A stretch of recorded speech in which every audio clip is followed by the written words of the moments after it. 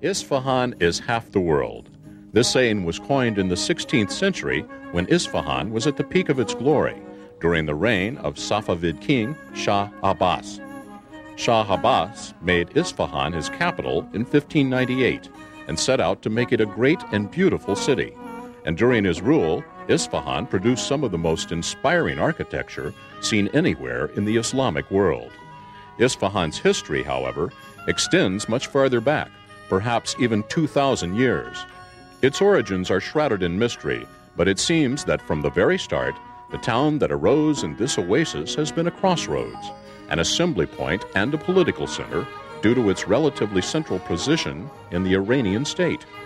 Built between the mountains and the desert, Isfahan has been a natural stopping place for caravans preparing to cross the dry plateau that extends for hundreds of miles to the north. The earliest detailed information we have dates from the beginning of the Islamic period, a little more than 1,000 years ago, at which point the town comprised two sections with a Jewish colony outside its walls. Although it did become the capital of Iran for a short time in the 11th century, it was relatively neglected under the succeeding Mongol and Timurid dynasties, only to emerge resplendent at the hands of the Safavid kings.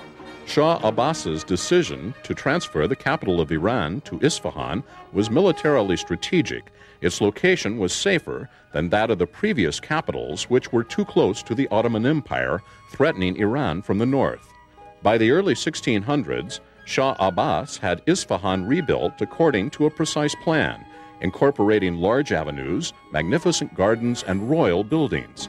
It became one of the most glorious cities of its time. Isfahan's splendor and magnificence, however, did not last much more than 1 century. The city was almost completely ruined by the Afghan invasion and the massacres that followed, and once the capital was moved to Mashhad in 1736, Isfahan was reduced to the status of a provincial town. During the 18th and 19th centuries, travelers spoke of its sad state and its ruins in which jackals and foxes roamed, and lamented the forgotten promise of buildings stripped by the winter winds of their long, patient mosaics. Since then, Isfahan has recovered a solid degree of prosperity, being the center of communications and the main market town of the mountain region. But in addition to the lively bustle of its 1.5 million inhabitants, what we have now are glimpses and memories of Isfahan's former splendor. With a little imagination, we can recreate the experiences and dreams of bygone rulers and citizens, their pageants and festivals, their lives and hopes played out on the stage of beautiful Isfahan.